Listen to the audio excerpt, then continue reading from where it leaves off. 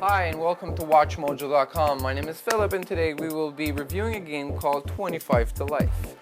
This game had a lot of hype behind it, people, due to the fact that it was supposed to come out in November. It was delayed till January because of gore content. Now, certain organizations had made complaints of the game's settings and a lot of cop killing in this game, so therefore it was pushed to January 17. This game is rated M for mature. Now parents be very attentive to the M on the box because this game has a lot of blood and a lot of cop killing, so please take notice. 25 to Life will start you off in Los Angeles as a criminal, obviously. You walk into your own house to your wife and kids, only to know that your wife is threatening you to leave you if you do not leave the game, which is the drug game. Now, you end up going to see your main guys, which are your criminal friends.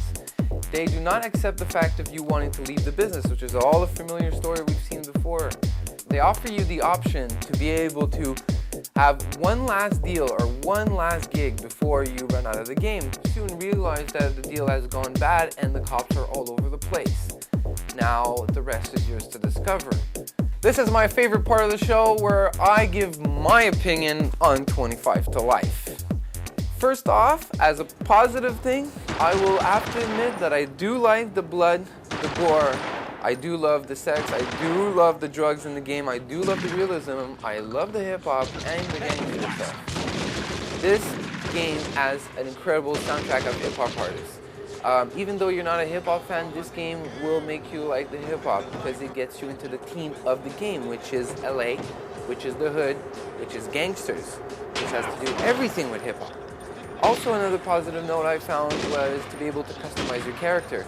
More and more, we're getting personalized into our gaming where we like to create a character to our own liking or maybe appearance. Nevertheless, I really like that option. In terms of negative aspect, I did not like the effort they put into the engine.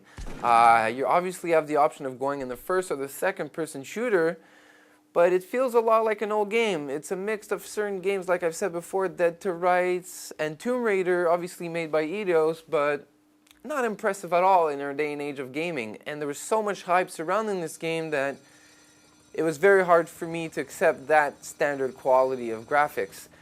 The in-between scenes where usually companies come out of nowhere and give out a good quality, nevertheless when the game is bad, was bad in this too.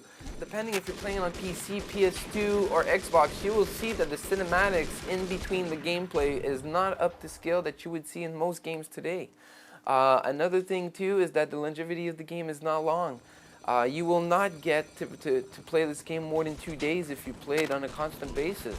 If you play it maybe 2 hours a day, I even consider 1 week being the time length of this game before you do finish it. We have a rating legend here at WatchMojo.com for the game's review. It goes like this. It's 9 to 10 is a purchase, meaning very, very good game, purchase only, no renting. 7 to 8 will be a late fee. You know, the type of game that you rent, you can finish in 1 week, but you don't purchase it because you got away with $15 of rental fees. And the third one being from 6 to 5 would be rent only. And this is exactly where I place 25 to Life and 5 to 6 because this game is only a rental. It's only a rental. I do not encourage people to go out and purchase this game. You will be very deceived if you're a serious gamer. Nevertheless, if you're a big fan of the shoot 'em up, big fan of Dead to Rights, and you're a big fan of the Tomb Raider, old Tomb Raider engine, then it's all up to you. But anyways, you be the judge. This is Philip from WatchMojo.com, and remember, it's just a game.